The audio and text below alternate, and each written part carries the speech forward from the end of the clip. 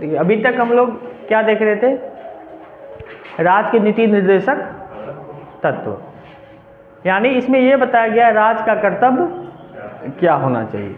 जैसे मूल अधिकार लोगों का अधिकार था, जो एक प्रकार क्या था, सरकार पे नकारात्मक अधिकार था, यानी सरकार के काम में दखल देता है। यानी अगर सरकार कोई ऐसा काम करे, ऐसा नीति बना दी हो जो मूल अधिकार का हनन करता हो, तो उसके खिलाफ आप कोर्ट जा सकते हैं। लेकिन डीपीएसपी क्या है, इस राज्य को दिया गया अधिकार है, यानी राज्य के क्या क्या कर्तव्य है, और राज्य का एक ही कर्तव्य है, लोक कल्याणकारी कार्य। और लोक कल्याण क्या होता है, लोगों का सामाजिक, आर्थिक और राजनीतिक विकास करे, ठीक है। और इसके लिए जो भी कानून या नीति बनता है तो उसके खिलाफ कोर्ट में नहीं जा सकते, ठीक है। यानी एक प्रकार से क्या है, सकारात्मक अधिकार।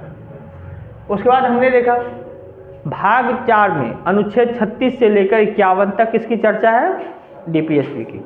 और ये कहाँ से लिया गया है, आयरलैंड से लिया गया। तो बाकी हमने देखा 36 में क्या था, राज्य की परिभाषा। राज्य की परिभाषा वही है जो अनुच्छेद 12 में। 37 में यह कहा गया है इसके तहत जो भी काम होगा उसके खिलाफ आप न्यायपालिका में नहीं जा सकते। 38 में क्या था, लोक कल्याण के वृद्धि के लिए काम करेगा। 39 में 4 भाग था, ए बी सी डी। ए में क्या था, स्त्री और पुरुष के लिए आजीविका का साधन उपलब्ध कराएगी। और बाद में 42वें संविधान संशोधन के द्वारा ये जोड़ा गया, समान एवं निःशुल्क कानून सहायता प्रदान करना। ख में क्या था, भौतिक संसाधन का उचित वितरण होना चाहिए। ग में क्या था, संसाधनों का केंद्रीकरण नहीं होना चाहिए। और घ में था, समान कार्य के लिए समान वितरण, लेकिन स्त्री और पुरुष के अनुसार, ठीक है। उसके बाद 40 ग्राम पंचायत का गठन। फिर आया 41 क्या था, कुछ दशाओं में जैसे बीमारी, बुढ़ापा, अशक्तता, बेरोजगारी, ऐसी स्थिति में सरकार का कार्य है शिक्षा, स्वास्थ्य और लोक कल्याण का काम करे। फिर आया 42 में क्या था, कार्य की न्याय संगत एवं मानवीय दशाएं एवं मातृत्व सुरक्षा। फिर आया 43 में क्या था, श्रमिकों को निर्वाह मजदूरी और साथ में कुटीर उद्योग का विकास। फिर बाद में 72 में संविधान संशोधन के द्वारा क्या जोड़ा गया, ख। इसमें क्या कहा गया, नहीं वो तो ग ख है ना, क बताइए, क में क्या था, 43 क, उद्योग के प्रबंधन में श्रमिकों की भागीदारी। और ख में सरकारी संघ की उन्नयन, जो 97वां संविधान संशोधन 2011 के द्वारा जोड़ा गया। देखिए एक बार पूछ दिया गया था सवाल बीपीएससी में, अनुच्छेद 42 में, अनुच्छेद 43 में किस मजदूरी की बात की गई है, उचित मजदूरी, निर्वाह मजदूरी, न्यूनतम मजदूरी या सामान्य मजदूरी। निर्वाह मजदूरी। निर्वाह मजदूरी यानी इतना मजदूरी मिलना चाहिए जिससे आपका काम हो जाए, ठीक है। तो देखिए सब अनुच्छेद आपको याद रखना है। अब आता है अनुच्छेद 44 जो वर्तमान में बहुत प्रसिद्ध है, सभी के लिए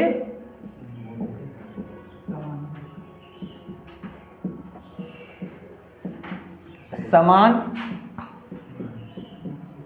नागरिक संहिता। देखिए यहाँ समान नागरिक संहिता हम लोग करंट में भी पढ़े हैं। समान मतलब एक जैसा, नागरिक मतलब लोगों के लिए, संहिता मतलब कानून, यानी एक जैसा कानून सभी लोगों के लिए। और आपको पता है भारत में कई प्रकार के धर्म हैं, जाति है, जनजाति है, सबका अपना अलग अलग नियम है। जैसे व्यक्तिगत नियम, जैसे शादी से संबंधित नियम, तलाक से संबंधित नियम, गोद लेने की प्रथा से संबंध, फिर वसीयत से संबंध, है कि नहीं। तो सबका अपना अलग अलग नियम है।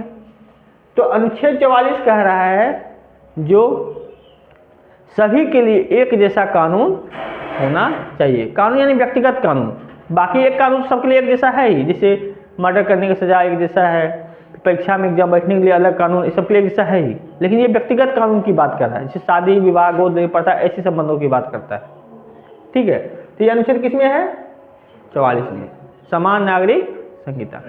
देखिए अभी तक जो था केवल गोवा में था, लेकिन अब गोवा के अलावा कौन हो गया? उत्तराखंड।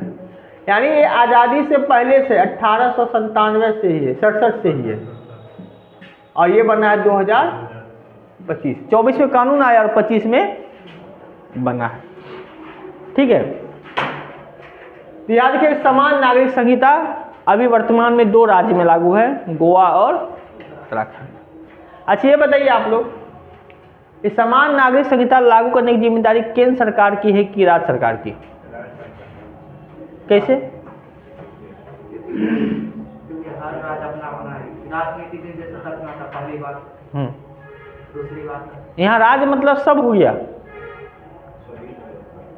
यानी केंद्र सरकार को भी राज्य कहते हैं अनुच्छेद के तहत। लेकिन लॉजिक लगाइए, उत्तराखंड राज्य लगा दिया कि नहीं? तो राज्य के पास इतना शक्ति था तभी लगा दिया ना, हैं? अगर केंद्र पास तो पूरा अचानक सब साथ लगा देता, लेकिन केंद्र ऐसा नहीं कर रही है, बस एक केंद्र दिशा निर्देश जारी करती है, इस हिसाब से आपको लगाना है। तो 44 क्या है? सभी के लिए समान नागरिक संहिता। और अनुच्छेद 45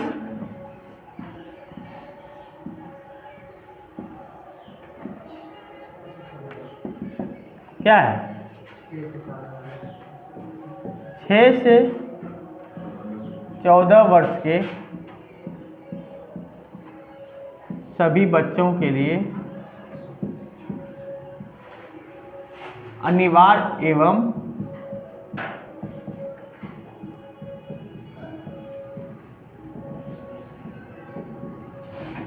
निःशुल्क शिक्षा की व्यवस्था करना।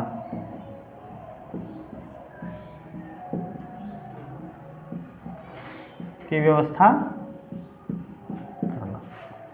देखिए ऐसे समझिए, आर्टिकल 21 में भी आपने देखा होगा, तो आर्टिकल 21 में देखिए यहाँ याद रखिएगा, ये जो 86वां संविधान संशोधन हुआ उसके द्वारा 3 जगह बदलाव किया गया, 21 में, 45 में और 51 के क में।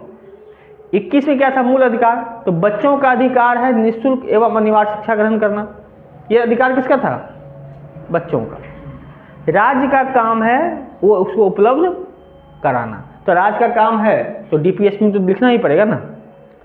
और मूल कर्तव्य में माता पिता या अभिभावक, यानी जिसके माता पिता नहीं है, जो भी गार्जियन है, उसकी जिम्मेदारी होती है, अगर आपके यहाँ 6 से 14 वर्ष के बच्चे हैं तो उसको शिक्षा देना आपकी जिम्मेदारी है। तो तीनों का कर्तव्य है, एक बच्चे का कर्तव्य उसका अधिकार है, माँ बाप का कर्तव्य है, अभिभावक का कर्तव्य है, और साथ में सरकार की भी जिम्मेदारी है ना, स्कूल की व्यवस्था करे, टीचर की व्यवस्था करे बिना फीस लिए हुए।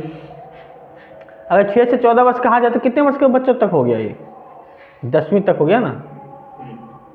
10वीं तक के बच्चों के लिए निःशुल्क और अनिवार्य शिक्षा देने की जिम्मेदारी किसकी है? सरकार की। और गार्जियन के लिए हम देखेंगे कब? जब हम लोग मूल कर्तव्य देखेंगे तब। और ये अधिकार प्राप्त किसको है? बच्चों को। तो अधिकार प्राप्त है तो हम लोग 21 के क में देखे थे। ठीक है, इसके बाद है अनुच्छेद 46। ये क्या कहता है? अनुसूचित जाति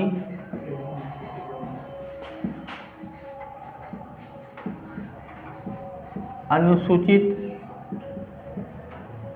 जनजाति एवं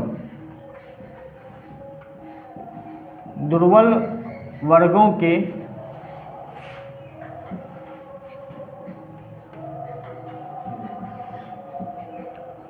शैक्षणिक,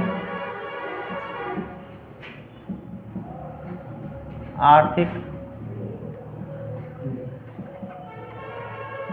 राजनीतिक एवं सामाजिक, ये शैक्षणिक हटा दीजिएगा, सामाजिक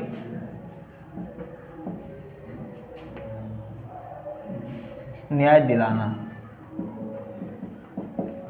यानी इस वक्त कहता है राज का काम क्या है। ये देखिए जितने भी देखिए ये सब राज का काम है। जो SC है, ST है और दुर्बल वर्ग जो ट्रांसजेंडर है कि नहीं, या भिखारी है, ये सभी तो दुर्बल वर्ग में आ जाते हैं ना। इन सब के लिए आर्थिक, राजनीतिक और सामाजिक न्याय दिलाना किसकी जिम्मेदारी है? राज की। यानी उसको अवसर, यानी कमाने का, रोजगार का या स्वरोजगार का सारा अवसर दिलाना है। किसकी जिम्मेदारी है? राज की। उसे मतदान करने का अधिकार या उसे एग्जाम में क्या चुनाव लड़ने का अधिकार भी दिलाना अधिकारी है, और समाज में इज्जत भी दिलाना है। तो ये सब किसकी जिम्मेदारी है? राज की जिम्मेदारी है। ठीक है, तो ये सब जो अभी है आप देख लीजिए, टोटल है सब किसी राज से संबंधित है। ठीक है, तो अनुच्छेद 47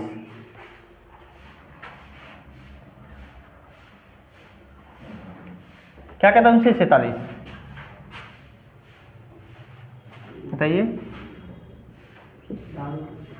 दारू नहीं लिखिएगा। स्वास्थ्य एवं जीवन स्तर को ऊंचा रखना है तथा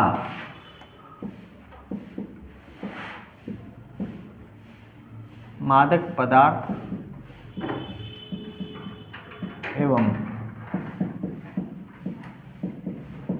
हानिकारक नशीले पर प्रतिबंध लगाना।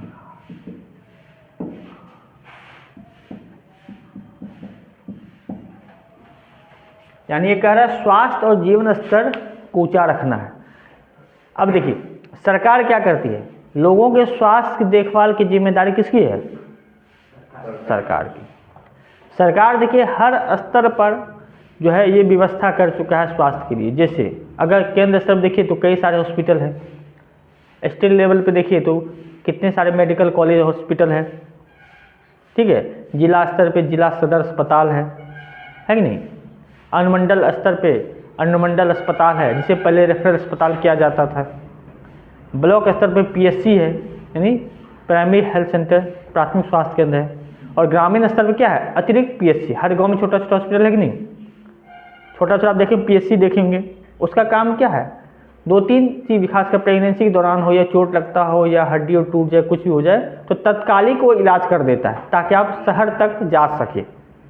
अब मान लीजिए गाँव में किसी को सर फट गया, अब वहाँ से शहर है 30 किलोमीटर दूर, तो आते आते तो सारा खून बह जाएगा ना, इसीलिए गांव में मरहम पट्टी करने लगे व्यवस्था है। इतना मलहम पट्टी करके इंजेक्शन देकर कितना ठीक कर देता है जब आप शहर तक जा सके। और फिर शहर में जा कर के सदर अस्पताल हो, पैसा है तो प्राइवेट में जाके जहाँ भी आपको इलाज कराना है इलाज करा सकते हैं। तो ये सब किसके तहत होता है? ये अनुच्छेद 47 के तहत है। क्योंकि अगर आपकी स्वास्थ्य सुविधा सही नहीं होगा तो जीवन स्तर ऐसे ही गिर जाएगा। ये सब जिम्मेदारी किसकी है? सरकार की जिम्मेदारी है। सरकार का कर्तव्य है जो हर क्षेत्र में लोगों तक जो हॉस्पिटल, स्वास्थ्य सेवाओं का पहुंच बढ़ाए, ताकि लोग क्या करें, कभी भी बीमारी के लिए या परेशानी से, सोचिए ऐसा पास पैसा है बगल में हॉस्पिटल ना हो 10-20 किलोमीटर रेंज में, तो उस पैसे का क्या महत्व है? सिर्फ पैसा होना मायने नहीं रखता है, सुविधा होना भी मायने रखता है। ठीक है, तो इसीलिए ये काम किसका है?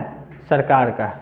दूसरी बात, जो भी मादक पदार्थ है, मादक जिसको आप आम भाषा में शराब और कहते हैं, नशीले पदार्थ जो शरीर को हानि पहुंचाता है, जैसे शराबबंदी, ड्रग्स तो इसे प्रतिबंध है, गुटखा, पान मसाला, ये सब प्रतिबंध किया जा सकता है। किसके तहत? अनुच्छेद 47 के तहत। ये राज सूची का विषय है, कोई राज करता है कोई राज नहीं करता है। जैसे बिहार में शराबबंदी हुआ है, किस अनुच्छेद के तहत?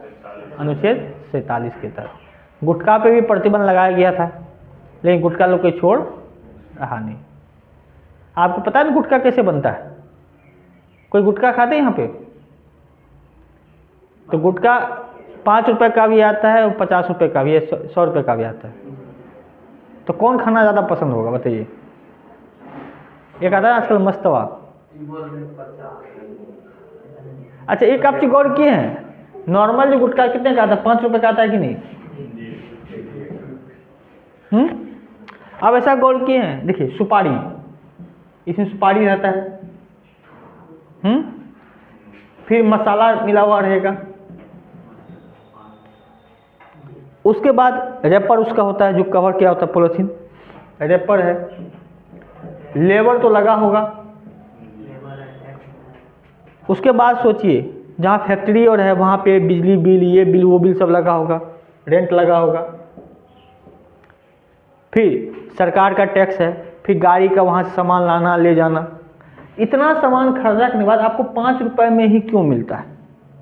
5 रुपये तो उसका फायदा, उसमें फिर क्या होता होगा उसको? है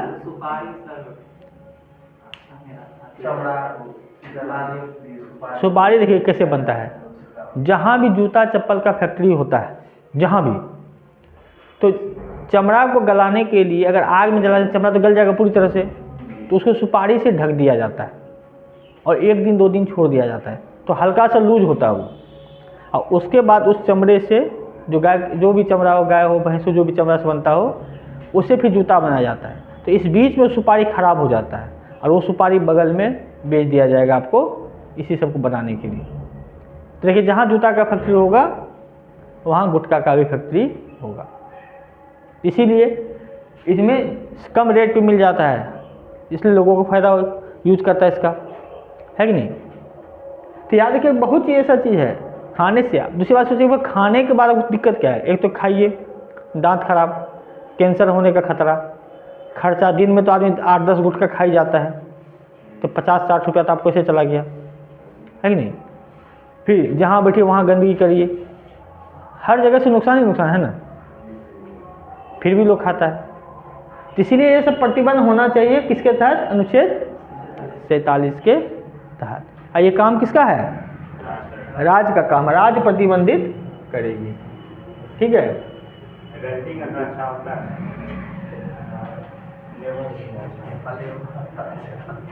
आप कह सकते हैं रजनीगंधा सही होता है कि नहीं, लेकिन वो भी बिना पत्ती का खाए तब। ऐसे खाने से कोई फायदा नहीं है। देखिए आपको बता दें गुटखा, खैनी, पान खाने से नुकसान क्या होता है बायोलॉजिकली। आप लोग बायोलॉजी में पढ़े होंगे तो हमारे जीभ के नीचे लार होता है, लार, ठीक है, जो कहते हैं मुंह में पानी आ जाता है, तो पानी नहीं होता, वो होता है लार। जैसे आपके पास खाना हो या क्या खाना का सुगंध भी आपके नाक में आ जाए, सोचिए आप मीट खाना पसंद करते हैं और मीट का सुगंध हो बगल में, पता है आपको खाने वाले हैं उसको, तो मुंह में पानी आ जाता है कि नहीं? तो पानी नहीं, लार आता है। तो लार क्या है? तो उसको कहते हैं एमाइलेज या टैलिन। तो जब भी हम लोग कोई खाना लेते हैं तो उस खाने को वो तोड़ता है वो, ताकि आसान से जाके पेट में खाना पचे, ठीक है? लेकिन जब हम लोग गुटखा खाते हैं, पान खाते हैं, खैनी खाते हैं, तो सारा जो थूक फेंकते हैं, तो थूक के साथ हम लोग लार को भी फेंक देते हैं। अब वो खाना, वो तो सब लार फेंका गया, लिमिटेड मात्रा में बनता है। तब जब खाना खाइएगा तो कब का खाना नहीं पचेगा ठीक से, पेट में हमेशा जलन रहेगा, लगेगा पेट भरा भरा है, ठीक है? तो खाना पचने, जो खाना 5 से 6 घंटा पचने चाहिए, आपको 10 से 20 घंटा लगेगा उसको पचने में। फिर आपको कई सारी जो तो लीवर से जुड़ी प्रॉब्लम हो सकती है, फिर आपको क्या कहते हैं पेट से जुड़ा हुआ प्रॉब्लम हो सकता है। तो हम लोग आधा से ज़्यादा, सोचिए गुटखा खाते समय कितना लोग फेंक देता है, पान खैनी खाते समय, तो बहुत सारा इसका नुकसान है। खाना पचेगा नहीं तो आपको एनर्जी मिलेगा नहीं, है कि नहीं? एनर्जी मिलेगा नहीं तो आपका धीरे धीरे शरीर धीरे धीरे कमज़ोर होता जाएगा। इसीलिए ये सब खाने से प्रतिबंधित रहिए। ये नहीं रजनीगंधा खा रहे हैं, चलिए रजनीगंधा से कुछ नहीं हुआ, लेकिन लार तो आप फेंक दिए सब, अब वो बहुत मायने रखता है। इसलिए कहा था जब आप सुबह उठे तो चुपचाप जाके 1 गिलास पानी पी लीजिए, थूक नहीं फेंकिए, तो जितना भी लार है वो सारे आपके पेट के अंदर। तो लार निकलता है तो नहीं तो गलत करते हैं ना। अगर खाना सही ढंग से पचाना है तो सिंपल है, सुबह उठिए 1 गिलास पानी दीजिए, पी जाइए और उसके बाद जाके ब्रश कीजिए, ताकि लार जितना भी आपके मुंह में रात को जमा हुआ है, देखते हैं मुंह में पानी पानी टाइप हो जाता है, वो सारा आपके पेट के अंदर चला जाए, तब का खाना अच्छा बनेगा। पेट से संबंधित कोई समस्या नहीं होगा, ना कब्जियत होगा, है कि नहीं, ना पेट में जलन होगी, खाना भी सही से पचेगा। खाना सही से पचेगा तो आपको और भूख लगेगा, शरीर में ताकत आएगा, सुस्ती नहीं रहेगी। ठीक है, कई लोग देखते हैं शहरों में बेड टी चलता है, बेड पर उठा तुरंत चाय पी लिया, तो चाय के साथ ही वो पूरा लार्वा को अंदर खींच लेता है, वो है कि नहीं। लेकिन हम लोगों को क्या है, पहले उठेंगे जाके कुला करके सब चीज़ फेंक फाक देते हैं तब चाय पीते हैं। ये भी है ना सर, खाली पेट में चाय भी नहीं पीना चाहिए। खाली पेट में नहीं पीना चाहिए, खाली पेट में चाय पीने की मना ही है। बात चाय की नहीं है, बात है दूध की। अगर दूध, चाय में दूध नहीं है तो पी सकते, दूध गैस बनाता है। खाली पेट दूध, आम, ये सब नहीं खाना चाहिए। याद आपको पहले भी बताए होंगे, तो पहले क्या होता था, जब कोई घर से निकलता था तो उसमें ये सिस्टम होता था, जो दही खिलाया जाता था, और क्या कहते थे, जतरा बनता है। तो इसके पीछे कारण क्या था, क्योंकि दही पेट को पकड़ता है। अगर आपको 8 घंटा, 10 घंटा, 15 घंटा सफ़र करना है और बाथरूम से बचना है तो दही खाइए, पेट को पकड़ के रखेगा। लेकिन आप जाते समय आप गलती, किसी दिन कहीं आपको सफ़र करना हो 5 घंटा, चुपचाप उठेगा, 1 गिलास दूध पी के आप चल जाइएगा, तो पक्का है आपको उल्टी रास्ते में हो जाएगा, या पेट खराब होने की संभावना रहेगी। इसीलिए दूध होता सप्लीमेंट्री, दूध खाना खाने के बाद पिया जाता है, खाली पेट दूध कभी नहीं पिया जाता। हाँ, खाना खा लिए तब आप दूध पी लीजिए, तब वो सपोर्ट करेगा, है कि नहीं। खाली पेट दूध नहीं पीना चाहिए। अब आइए अनुच्छेद 48,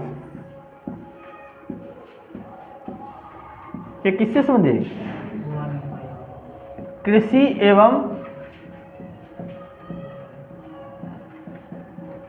पशुपालन का विकास करना।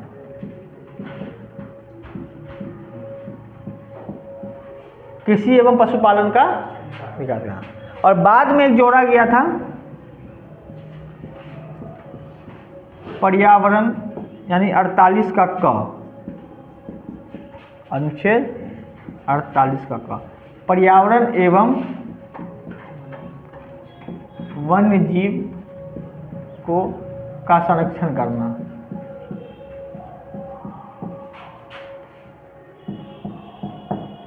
किसमें जोड़ा गया, अनुच्छेद 42वां संविधान संशोधन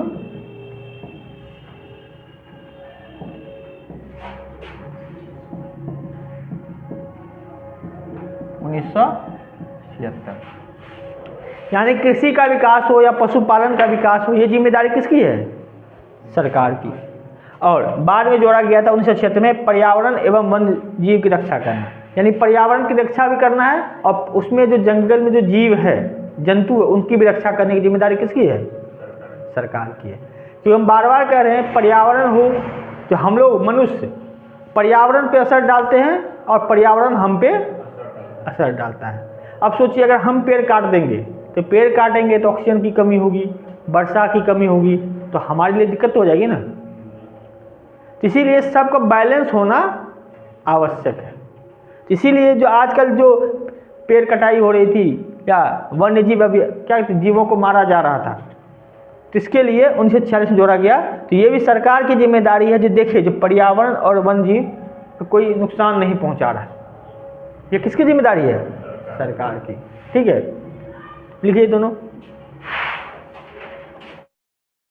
अनुच्छेद 49,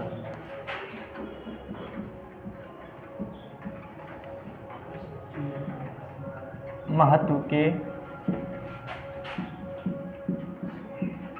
संस्थान, वस्तु एवं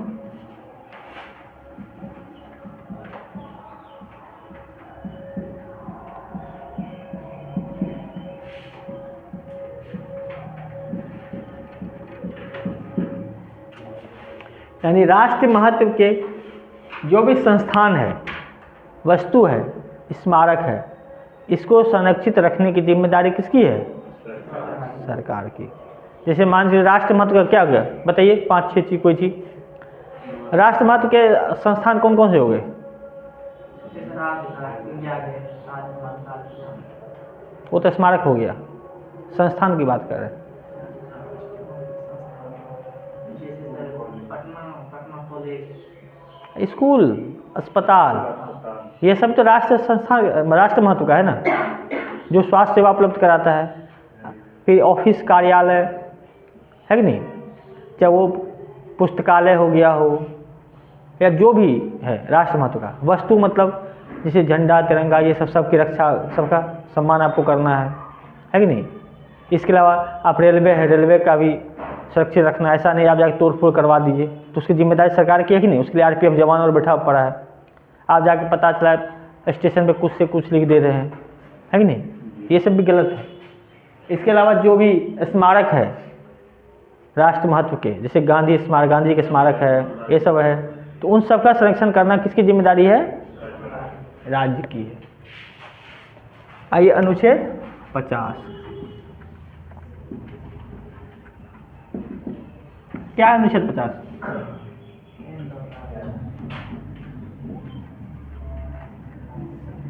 राज्य की सेवा के लिए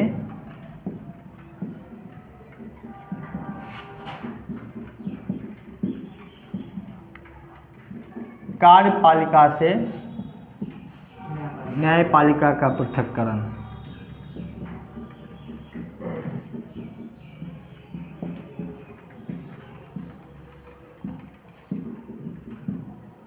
राज्य की सेवा के लिए कार्यपालिका से न्यायपालिका का पृथक्करण। देखिए ये क्या है, अगर देश की सेवा करना है तो दोनों को अलग करके रखना पड़ेगा, क्योंकि अब मान दोनों को एक कर देंगे, पता चला सरकार कोई काम कर रही है, न्यायपालिका तुरंत घुस गया उसमें रोक लगाने के लिए, है कि नहीं, या न्यायपालिका कोई काम कर रही है उसके अलावा कोई काम ये कर रहा है, तो दोनों एक दूसरे का काट करेगा, है कि नहीं। और देश का विकास करना है तो थोड़ा सा तो छूट देना पड़ेगा ना।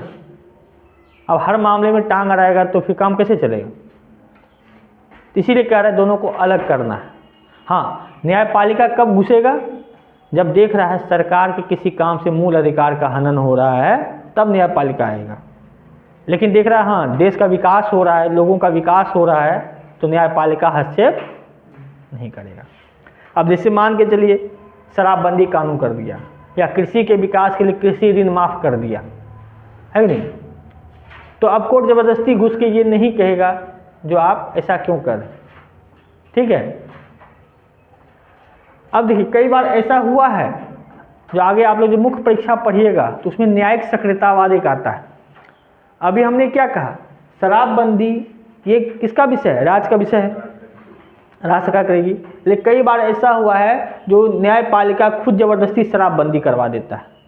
ये लिख देगा स्कूल के 100 मीटर के रेंज में कोई शराब नहीं बेचेगा, NH के 100 मीटर के रेंज में कोई शराब नहीं बेचेगा। ये कई बार ज़बरदस्ती न्यायपालिका घुस जा रहा है। तो कुछ लोग इसे सही बताते हैं, कुछ लोग इसे गलत बताते हैं। तो मुख्य परीक्षा में आपको विचार रखना पड़ेगा। तो कुछ लोग सही ऐसे बताते हैं जो उनका मानना है सरकार ज़्यादा काम नहीं करती है तो न्यायपालिका को ज़बरदस्ती आना चाहिए। हाँ, कुछ लोगों का मानना है बार बार अगर ज़बरदस्ती आ जाएगा तो सरकार के काम भी प्रभावित होंगे ना। और संविधान में तो सबको अलग काम बांटा गया है, कार्यपालिका का काम अलग है, विधायिका का काम अलग है, न्यायपालिका का काम अलग है। अब खुद सोचिए आपके काम में कोई बार बार अड़ंगा लगाए तो आपको समस्या होगा कि नहीं। इसीलिए क्या कहा गया, कार्यपालिका को न्यायपालिका से अलग रखना है, पृथक रखना है। और लास्ट कौन सा है, अनुच्छेद 51।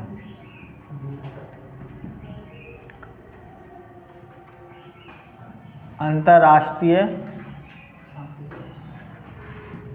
शांति एवं सुरक्षा बनाए रखना है।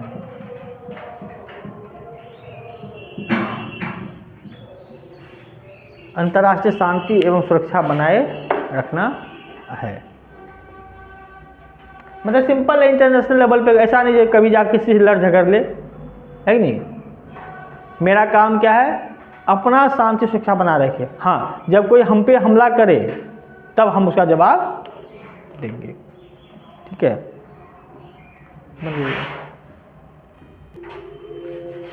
जब संविधान बना था तो उस समय ये मूल कर्तव्य की चर्चा नहीं था, यानी संविधान में, मूल संविधान में यह नहीं है। यह कब जोड़ा गया है? 42वें, ऊपर दिखाई दे रही है, ये कब जोड़ा गया है? 42वें संविधान संशोधन 1976 के द्वारा। ये कब जोड़ा गया है? 42वें संविधान संशोधन 1976। तो बहुत चीज़ हम लोग पहले कैसे पढ़ते थे, जो चीज़ नहीं याद रहता था अगर जोड़ा गया होता तो 42वां संविधान संशोधन लिख देते थे, और हटाया गया होता तो 44वां संविधान संशोधन। ठीक है, तो ज़्यादातर सटीक बढ़ जाता है। लेकिन आप लोग याद रखिएगा, 42वें संविधान संशोधन द्वारा मूल कर्तव्य को जोड़ा गया। कहाँ? अनुच्छेद 51 के काम है। याद है, अनुच्छेद 395 ही है, बाद में और बढ़ा ली, क ख ग करके बढ़ा दिया गया। तो 42वें संविधान संशोधन 1976 के द्वारा अनुच्छेद 51 के क में क्या जोड़ा गया? मूल कर्तव्य। और उसमें मूल कर्तव्य कितने थे? 10। यानी 42वें संविधान संशोधन 1976 के द्वारा 10 मूल कर्तव्य जोड़े गए। ठीक है, और अनुच्छेद क्या आ गया? अनुच्छेद 51 का। और ये जो 11वां देख रहे हैं, कब जोड़ा गया है? 86वां संविधान संशोधन 2002 में। तो देखिए, पहला सवाल क्या था? मूल संविधान में मूल कर्तव्य की चर्चा नहीं है। मूल कर्तव्य जोड़ा गया है 42वें संविधान संशोधन 1976 में, और इसके लिए अनुच्छेद कौन सा था? 51 का। उस समय कितने थे? 10। और बाद में 11वां कब जुड़ा? 2002 में, 86वें संविधान संशोधन में। अब देखिए, ये जो जोड़ा गया है, इसे सलाह कौन दिया जोड़ने के लिए? तो एक समिति थी, स्वर्ण सिंह समिति। एक समिति बनाई गई थी, किसके अंदर में? स्वर्ण सिंह के अंदर। तो इस समिति ने कहा था, जो देश को चलाने के लिए केवल सरकार की जिम्मेदारी नहीं है, जनता की भी जिम्मेदारी होनी चाहिए। अब मान लीजिए सरकार रोड बना दे, जनता रोड को तोड़ दे, काम होगा? पता चला सरकार स्कूल बनाई, ऊपर एक खपड़ा दे दिया, जनता रात में सारा खपड़ा लेके भाग गया, है कि नहीं? हम नाम किसी गांव का नहीं लेंगे क्योंकि ऑनलाइन चल रहा है। जब बड़ी लाइन बन रही थी सहरसा से लेकर के सुपौल के बीच में, तो कोई स्टेशन था जहाँ पे होता ना, वो सीट पर बैठने वाला बनाया जाता, सीट बनाया जाता, लोहा का चेयर जो बनाया जाता, 3 लोगों बैठने वाला। शाम में लगाया, रात में गायब। अब वो आदमी इतना बेवकूफ़ जाकर अपने द्वार पे ही लगा दिया, ताकि तो पता ही होता है उस सीट पे स्टेशन का नाम लिखा हुआ रहता है कि नहीं? गांव में तो दुश्मन की कमी है नहीं, खबर दे दिया जो भाई जो स्टेशन पे जो सीट चोरी हुआ तो द्वार पे लगा दिया। तो उसको कई लोग बुलाए, लगाना था तो घर के अंदर लगाते, कोई देखता नहीं, तो मेन द्वार पे लगा दी, है कि नहीं? तो बताइए, इससे सरकार का काम चलेगा? तो सिर्फ सरकार के काम करने से कोई काम नहीं होता है, जनता की भी जिम्मेदारी है। अब पता चला सरकार कोई स्मारक को साफ करके चला गया, आप जाकर उसको थूक दिए गुटखा खा के, तो क्या फ़ायदा उस स्मारक का, है कि नहीं? आप गंदगी फैला दिए, टॉयलेट कर दिए, स्कूल कितना। आप सोचिए, इसके लिए आप देखे होंगे जो भी कॉलेज यहाँ पे है, सब जगह जो मधुबनी पेंटिंग और क्यों लगा दिया जाता है? ताकि वहाँ कोई गंदा ना करे। कभी कभी तो ऐसा होता है, लोग इतना फिर भी गंदा कर देता है, तो उसके लिए 1 रुपया बच जाता है, सब जगह भगवान की मूर्ति फोटो लगा दिया जाता है। ये क्यों लगाया जाता है दीवारों पे? ताकि कोई गंदा ना करे। तो स्वर्ण सिंह ने कहा, बस सिर्फ देश का विकास करना हो, आगे बढ़ाना हो, तो ये जिम्मेदारी केवल क्या राज्यों की है? जनता की भी है। नागरिकों के भी कुछ कर्तव्य होने चाहिए देश के प्रति। और इसी आधार पे स्वर्ण सिंह समिति, और ये चीज़ कहाँ से लिया गया था? ये लिया गया था सोवियत संघ से, जिसको आजकल हम लोग रूस कहते हैं। तो मूल कर्तव्य कहाँ से लिया गया है? सोवियत संघ से।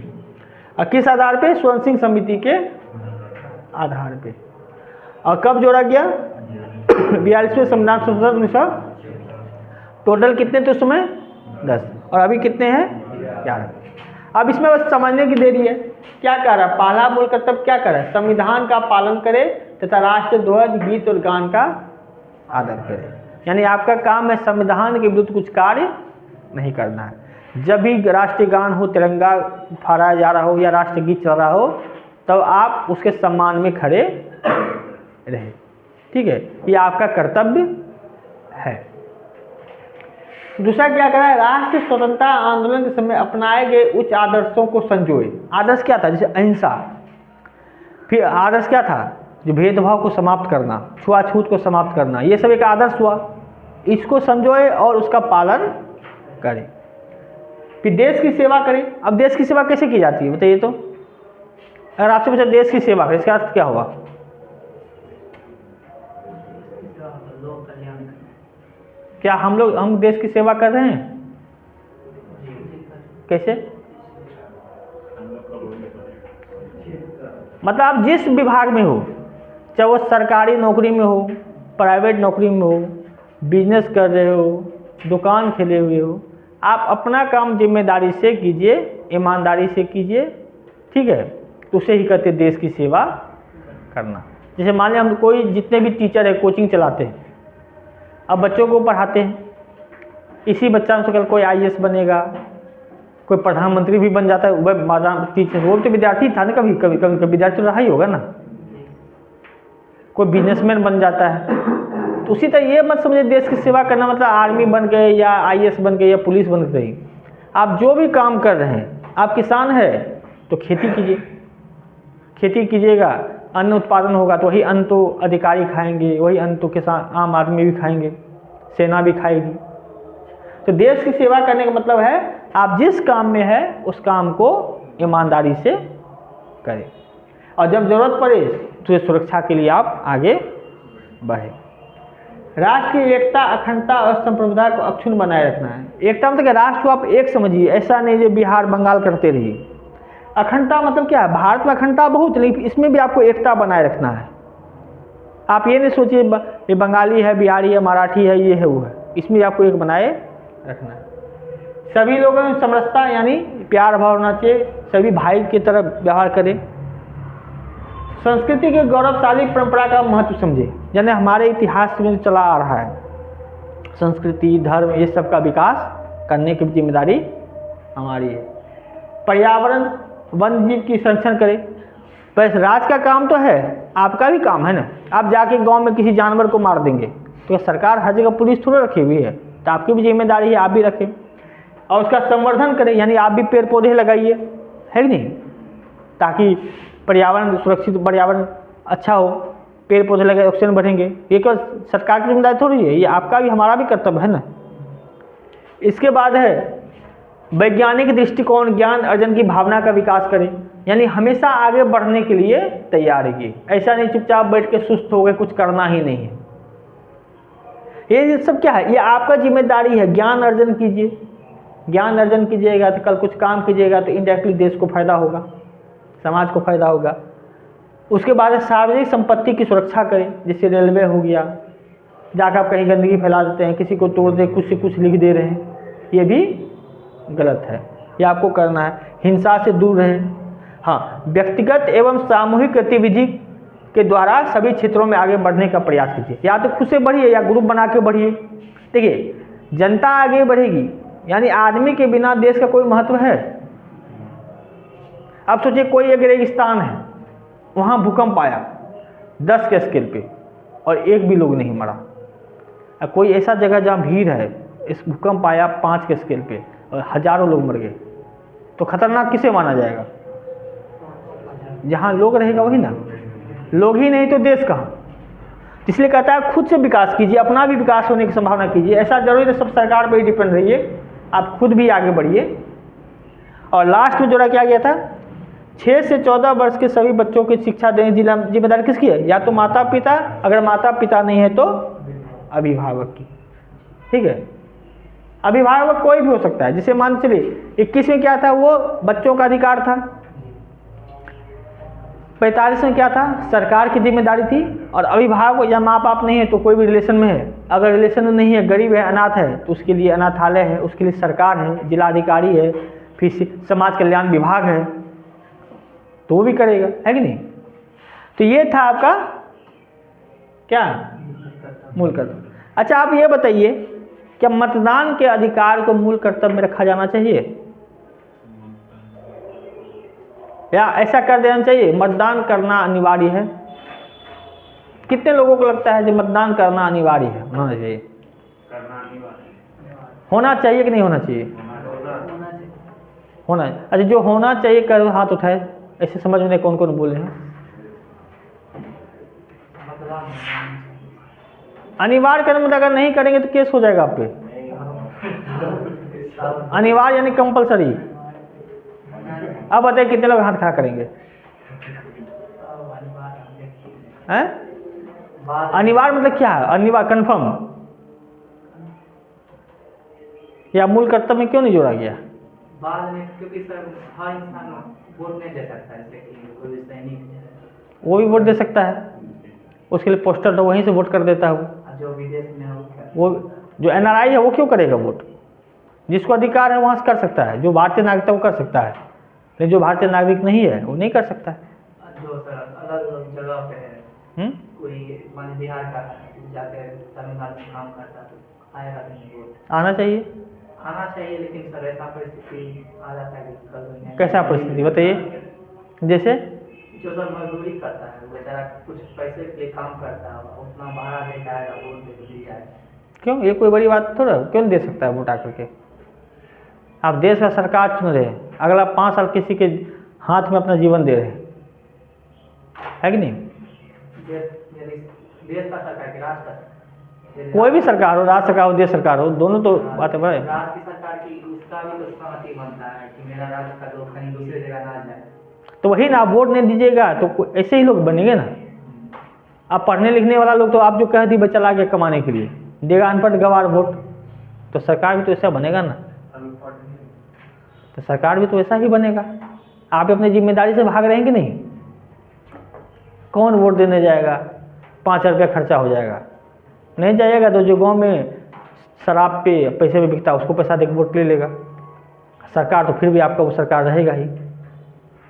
अब बताइए